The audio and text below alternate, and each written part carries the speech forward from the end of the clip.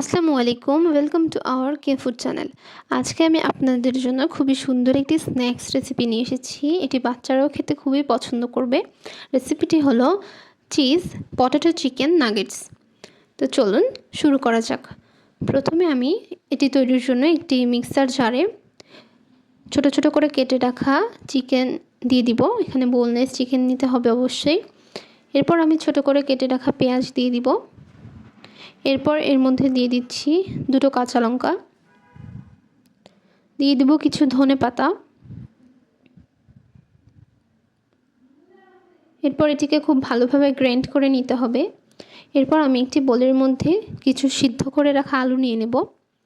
এটিকে খুব ভালোভাবে ম্যাশ করে নিতে হবে। আলুটিকে ম্যাশ করে নেওয়া হয়ে গেলে এখানে আমি গ্রাইন্ড করা চিকেনটাকে দিয়ে দিব। এর মধ্যে দিব স্বাদ মতো লবণ, দিচ্ছি চিলি ফ্লেক্স 1 চা চামচ,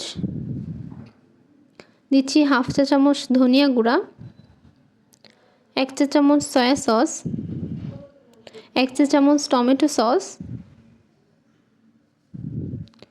দিয়ে এটিকে খুব ভালোভাবে মিশিয়ে নিতে হবে।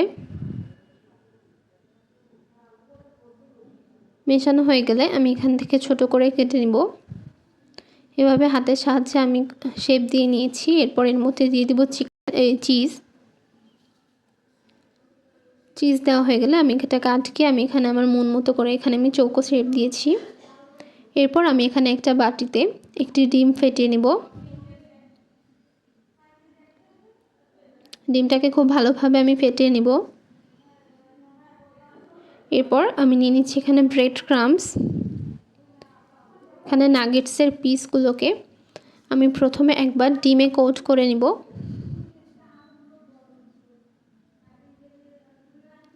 এরপর ব্রেড ক্রাম্বসের মধ্যে দিয়ে কোট করে নিব।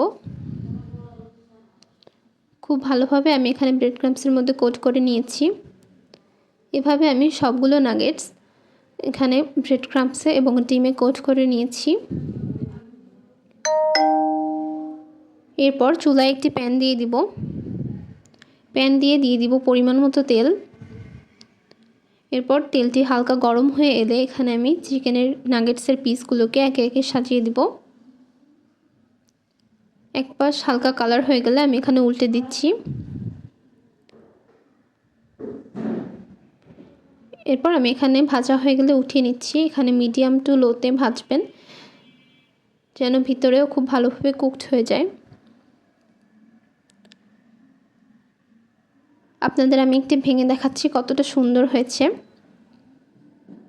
দেখতেই পাচ্ছেন কতটা পারফেক্ট হয়েছে এবং কতটা স্টিকি হয়েছে নাগেটসগুলো চিজ দেওয়ার কারণে। এভাবে সুন্দর ও সহজ স্ন্যাক্স রেসিপি আপনারা ঘরেই বানাতে পারবেন। এমন সুন্দর ও সহজ রেসিপি পেতে কে ফুড চ্যানেলের সাথে থাকুন। ধন্যবাদ।